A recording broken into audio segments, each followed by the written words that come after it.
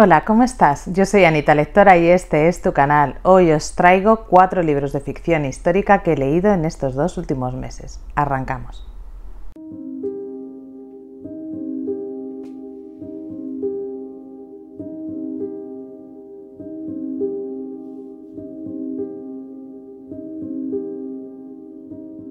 Ay, hola lectores, ¿cómo estáis? Pues nada, vamos a ver la ficción histórica de la niña. Ya sabéis que yo no soy muy sapiencial como ella. A mí esto de la historia me la repampinfla un poquito, a no ser que sea la historia de la alta costura, pero bueno, vamos a ver.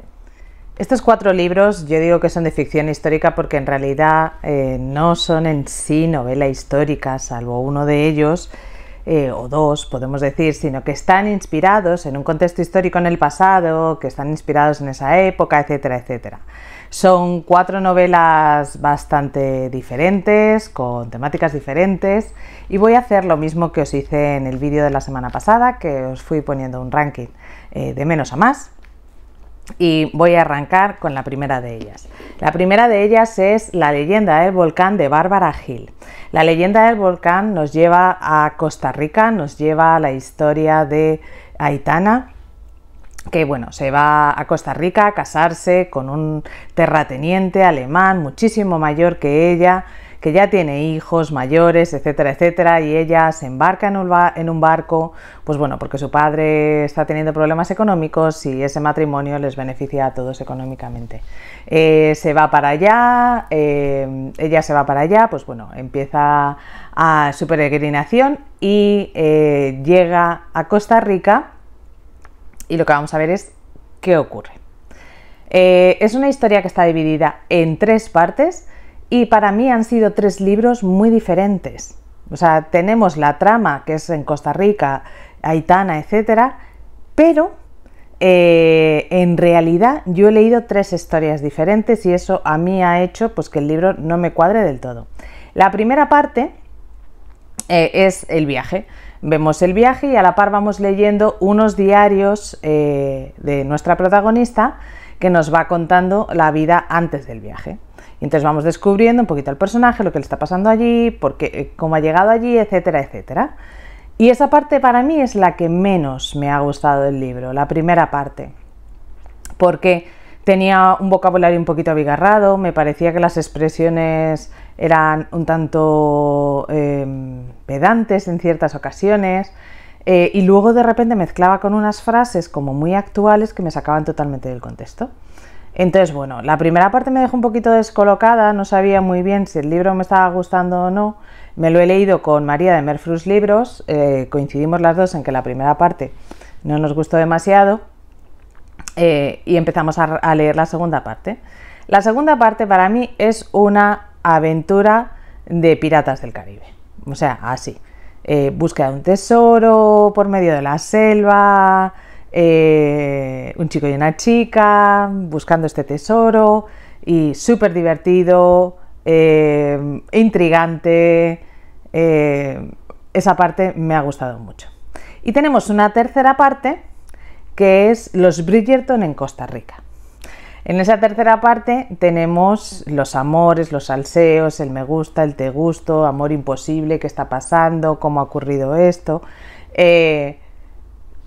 Todos tienen en común los personajes, es las mismas personas, pero es como si estuviera leyendo 3 libros diferentes. He de decir que la primera parte no me gustó, la segunda y la tercera las disfruté bastante. La segunda parte, tipo viaje, como os digo, de aventuras, no sé, la isla el tesoro del rey Salomón, o como se llamara esas pelis, o Indiana Jones, o Piratas del Caribe, o de este estilo. Y la tercera parte, como os digo, o sea, romanceo en el Caribe, o sea, y esa también, pues el salseo también me ha gustado. No sé, se me ha quedado en un libro pues 3 estrellas, una cosilla así, 3 y media, porque como os digo, la segunda y tercera parte sí me han gustado, pero la primera no. Este fue envío de la editorial. Ay, pues fija, un 3 por 1, 3 libros, que son como 3 libros diferentes, con 3 historias, te han gustado 2, ¿no? Pues oye, es un 66% del libro, pues ni tan mal. Ahora os voy a traer 2 4 estrellas y uno para mí de 5, O sea que no es que vengamos aquí con malos libros.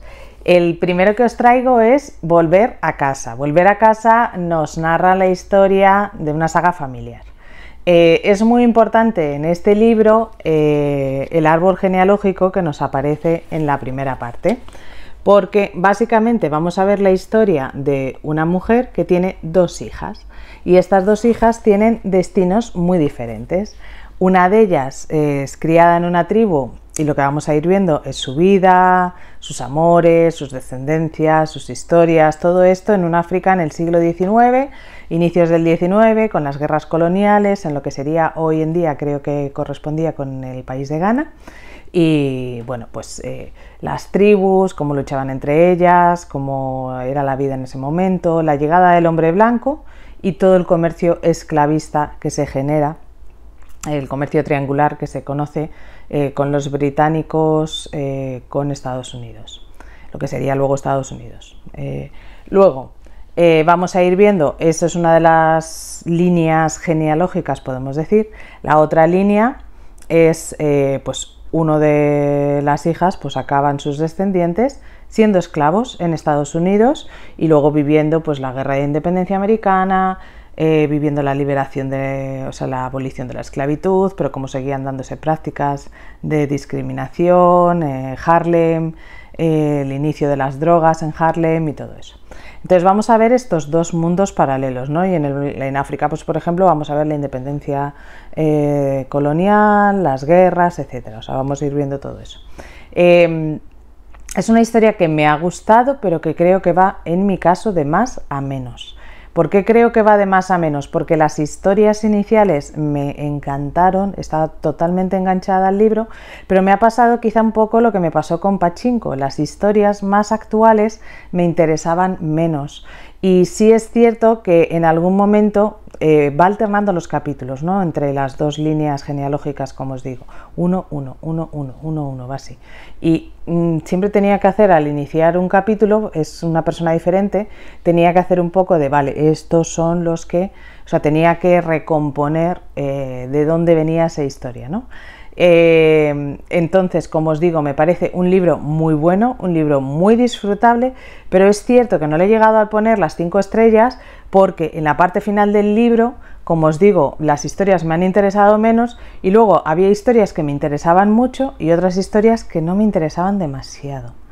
Entonces, por eso al final no ha sido un libro de 5 estrellas, sino un libro de 4 estrellas. No obstante, creo que es un libro que merece la pena leer. Tú tendrías que darle un consejo a los escritores de sagas familiares, si es: no me cuentes la historia del presente si no lo haces a dos tiempos, porque siempre te parece que no te gusta esa parte final de las historias del presente. Eso sí, si te la cuentan desde el presente con las historias del pasado, sí te gustan, así que algo hay.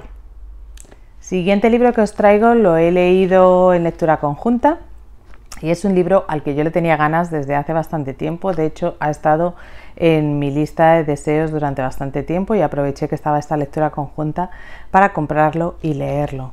Y es Ritos funerarios de Hannah Kent. Ritos funerarios de Hannah Kent, yo solo he visto buenas reseñas de este libro por Instagram. Y la verdad es que me ha gustado bastante. No le he puesto 5 estrellas, eso también os lo digo. Me ha gustado mucho, me parece que es un muy buen libro.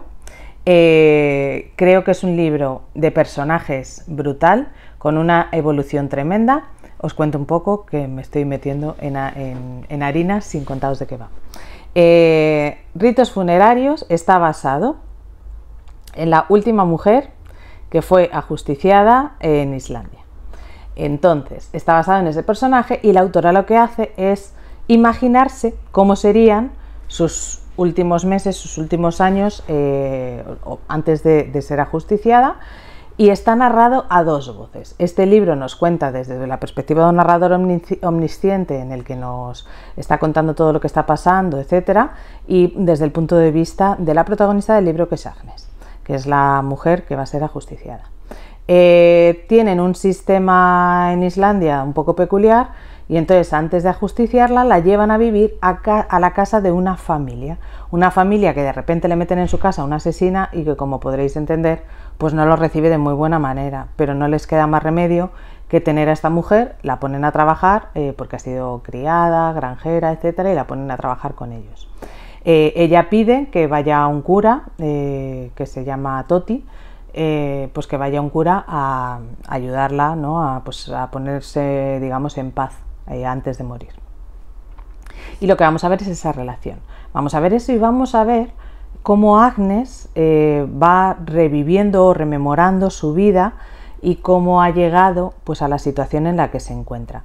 Como os digo, creo que es un libro muy disfrutable si partimos de dos premisas.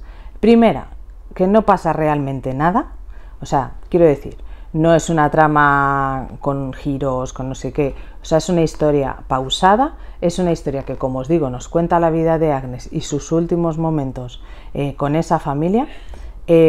A mí, desde luego, pese a que no pasa nada en sí, me ha interesado bastante, pero hay partes pues que claro son más lentas porque te cuentan un poco la rutina, el día a día y las cosas que hacen. Creo que es un libro muy disfrutable si os gustan los libros de personajes. Los personajes en este libro y la evolución de los personajes es brutal. La forma en que lo explican, cómo llegas a conocerles, la evolución de todos los personajes. O sea, no es solo de Agnes, es cómo todos los personajes que están alrededor de Agnes van evolucionando conforme conocen a Agnes, conforme ven a la Agnes persona. Es una historia dura, pero a la par hermosa en cierto modo, y nos llevan, yo he aprendido muchísimo de Islandia y sus costumbres. Os digo, es un libro ubicado en el siglo XIX, pero podría estar perfectamente ubicado en la Edad Media. O sea, es increíble las cosas que te cuentan, cómo es un país tan influenciado por el clima. Yo no sabía, pero no tiene árboles. Este país no tiene árboles, tiene arbustos y cosas así, pero no tiene árboles. Los valles, las granjas, las formas de vida, totalmente vinculadas con los cambios de estaciones, con el invierno y con la luz. Y desde luego es un libro que, como os digo, me ha parecido muy buen libro, pero sí es cierto que se me ha hecho lento en alguna parte y por eso no he llegado a ponerle 5 estrellas. No obstante, es un libro que recomiendo mucho que leáis, partiendo de eso, que va a ser un libro pausado y es un libro sobre todo de personajes. Este libro a mí me parece muy inhóspito, todo muy frío, con mucha poca luz, sin árboles. Yo creo que no estoy hecha para vivir ni en esa época ni con esas penalidades, porque además es que la autora, me has dicho tú, describe muy bien esas penalidades, pero yo no sé, en verano no se leen cosas más alegres, nena. Y el último libro que os traigo, que tampoco me voy a expandir porque ya os lo he traído por aquí, ya os he dicho que me ha encantado y todo, es Las dos vidas de Mina Índigo. Las dos vidas de Mina Índigo para mí es una mezcla entre thriller y ficción histórica, con lo cual, pues bueno, lo tiene todo lo que a mí me gusta. Además, tiene personajes fuertes, mujeres fuertes, un inglés que es para comérselo. Y tiene además un toque gótico ambientado en Barcelona, con la exposición de Barcelona, con todas sus cosas por detrás, y desde luego a mí ha sido el libro de esta autora que más me ha gustado, quizá por esos toques más de thriller góticos y tal. Me he leído todo suyo menos el primero y para mí Las dos vidas de Mina Índigo es un libro que os digo, que os recomiendo muchísimo que leáis. Para mí ha sido 5 estrellas, lo he leído con las gallis y lo he disfrutado a más no poder. Y no os voy a contar más de este porque os lo he traído en varios vídeos y pim pim pam pam os he estado contando de él. Pero, o sea, este va a estar en mi top de lecturas de este año sin duda alguna. Pues vengo a decir dos cosas. Número 1, auguro también matraca con este libro. Fijo que este libro, ya lo ha dicho, ¿no? Va a estar en mi top de lecturas. Bueno, hija, que todavía te queda bastante tiempo, a lo mejor tienes un montón de 5 y no vas a hacer en el top 10, quién sabe, pero bueno, oye, mira, tú confía. Pues estas han sido las últimas 4 ficciones históricas que he leído, que ya sabéis que es un género que es una constante en mi lista de lecturas.